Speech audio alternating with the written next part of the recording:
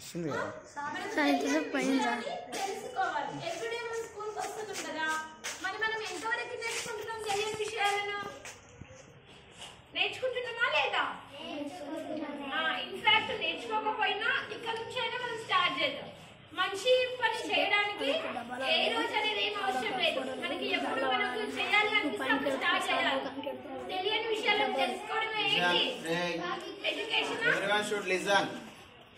So మనం చాలా మంది గురించి మనం ఇక్కడ ఎవ్రీడే నాకు తెలిసి మన స్కూల్లో ఎవ్రీడే ఏదో ఒక సెలబ్రేషన్స్ ఉంటాయి. అంటే ఒక తెలియని విషయాన్ని మనం తెలుసుకుంటున్నాం.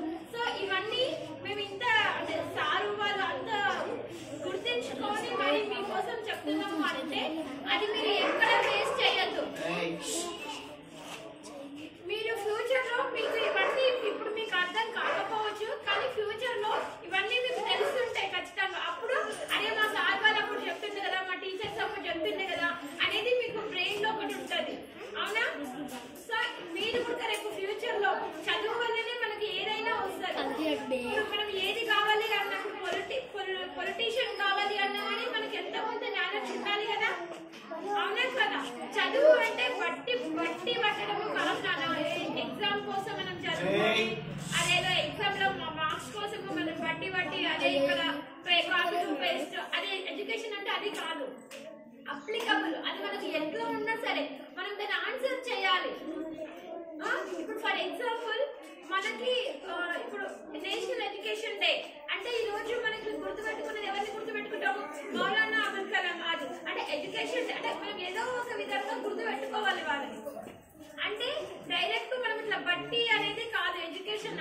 మనం బట్టి పడితే మనం ఏ గొప్ప అంటే గొప్ప వ్యక్తుల లాగా మనం కాలేము. ఇక్కడ ఉన్న చాలా మంది ఉన్నారు కదా, వాళ్ళందరూ బట్టి పడితే అది తాత్కాలికంగా మనకి గుర్తుంటుంది, టెంపరీగా గుర్తుంటుంది. కానీ మనకు టెంపరీగా కావాలి ఎడ్యుకేషన్, పర్మనెంట్ గా కావాలి. అంటే ఏది అయినా సరే ఏ లాజికల్ క్వశ్చన్స్ ఏ క్వశ్చన్స్ ఎవరు ఎట్లా అడిగినా కానీ మనం వాళ్ళకి ఆన్సర్ చెప్పే విధంగా ఉండాలి. అంటే అండర్స్టాండింగ్ మనం అర్థం చేసుకొని నేర్చుకోవాలి ఇప్పటి నుంచే.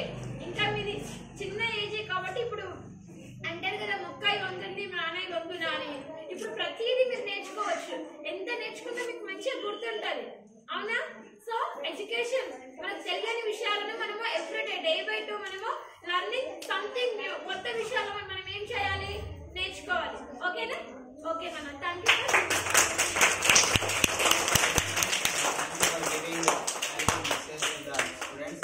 So I hope you understood what madam said.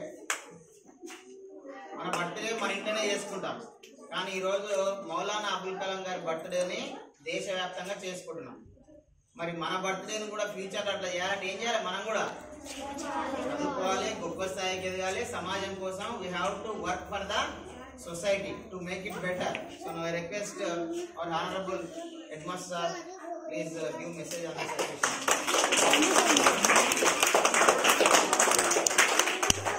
Occasion.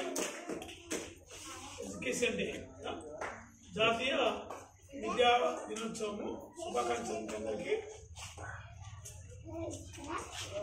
మన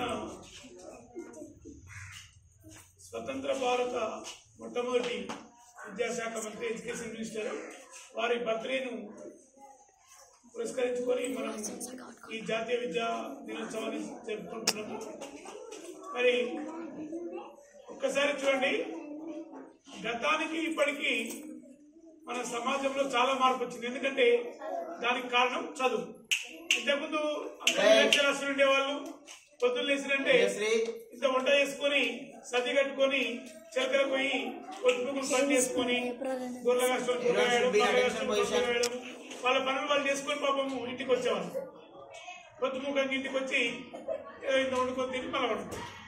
ఇదంతే చిమ్మ చీకటప్పుడు కరెంట్ లేదు అంటే ఇదంతా. ఎందుకంటే చదువుకుంటే దాని యొక్క జ్ఞానము దాని చదువుకున్న ప్రతి ఒక్కరు ఉద్యోగం చేయాలని కాదు.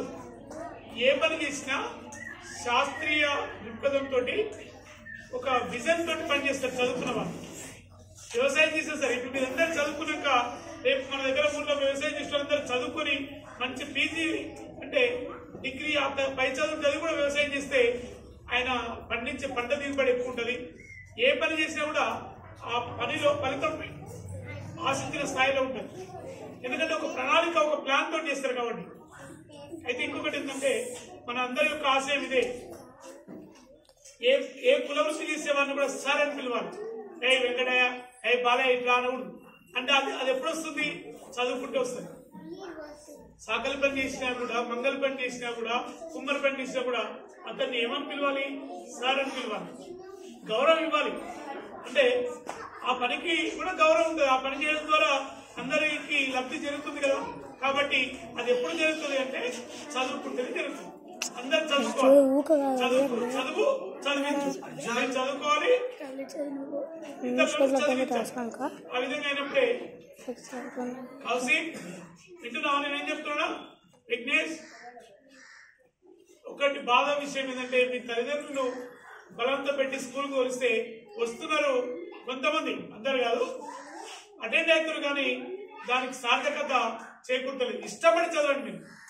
మీరు ఏదో సార్ చెప్తున్నాడు, అమ్మ చెప్తుంది, టీచర్ చెప్తుందని ఎవరి కోసమో సార్ చెప్పింది కాబట్టి రాయాలి. వెంకట సార్ చెప్పిండు ఇదంతా రాయాలి. లిస్ట్ మీద పెట్టుకో, చక్కగా రాసి సార్ చూపిస్తే నా పని అయిపోతుంది అనుకుంటే తప్పు. నువ్వు రాసేటప్పుడు నీ మనసు మొత్తం దాని మీదే ఉండాలి. నువ్వు చదివేటప్పుడు నీ మైండ్ మొత్తం కేంద్రీకరించి దాని మీద ఏకాగ్రత పెట్టి చదవండి.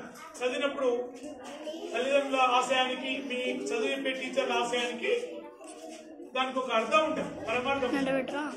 వింటున్నారా? మీరు చదివేటప్పుడు, రాసేటప్పుడు ఇష్టం ఉంటే చేయండి, ఏమంటే ఇష్టం. ఓకేనా?